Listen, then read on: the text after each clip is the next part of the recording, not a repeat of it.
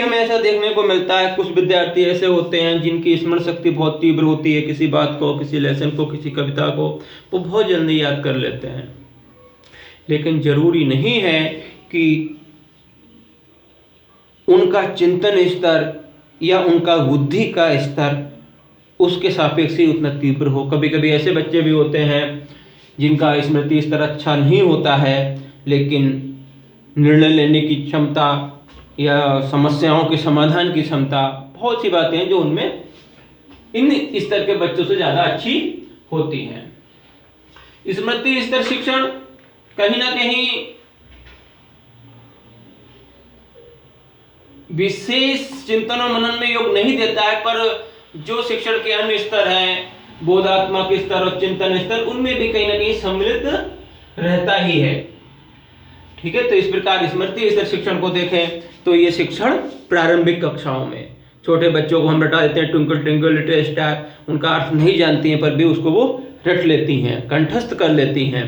तो इस प्रकार किस सीक्वेंस में, किस क्रम में, किस विधियों के द्वारा उनको रटाया जाए, उनके सामने प्रस्तुतिकरण किया जाए, ये सब एक शिक्षक की स्मृति स्तर शिक्षण को सफल बनाने में महत्वपूर्ण योगदान देती है। अब इसी में हम देखते हैं स्मृति स्तर शिक्षण को प्रभावशाली बनाने के कौन कौन से सुझाव हैं या कौन कौन सी बातें हैं जो हम अगर अपने छोटे लेवल की टीचिंग में उनको सम्मिलित करें तो कहीं ना कहीं स्मृति स्तर शिक्षण अपने सार्थकता को प्राप्त कर सकता है। तो सबसे पहले तो इसका है कि जो शिक्षण सामग्री है वह तथ्यपूर्ण होना चाहिए। शिक्षण सामग्री तथ्यपूर्ण हो और सार्थक हो। तो सबसे पहले स्मृति स्तर को प्रभावशाली बनाने के सुझावों में हम पहला सुझाव कह सकते हैं कि शिक्षण सामग्री तथ्यपूर्ण हो, सार्थक हो और कहीं ना कहीं ज्ञान की उद्देश्य की प्राप्ति के लिए शिक्षण का हम उपयोग करना चाहिए। जो हमारे एक लक्ष्य हैं छोटे छोटे, उन लक्ष्यों को पहले निर्धारण और उसके अनुरूप ही स्मृति शिक्षण को हमको आगे बढ़ाना चाहिए।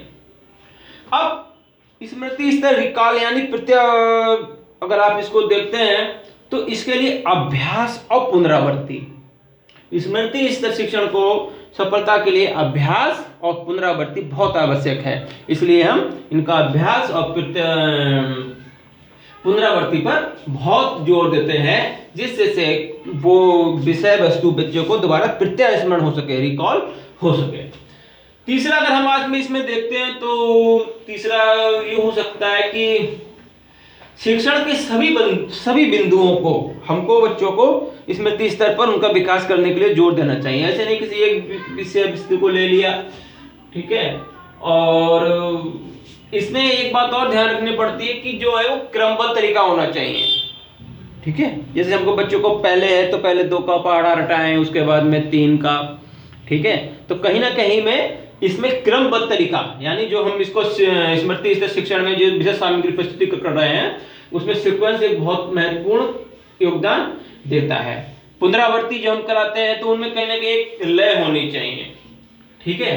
और इसमें एक बात और भी याद रखिए कि ये शिक्षण तभी करना चाहिए या प्रयास करना चाहिए जब बच्चे की मनोवृत्ति या बच्चे की रुचि या बच्चे इसके लिए तैयार हो। तो ये सब छोटी छोटी बातें हैं जो कहीं ना कहीं स्मृति स्तर शिक्षण को सार्थक और सफल बनाने में अपना अहम योगदान देती हैं। धन्यवाद।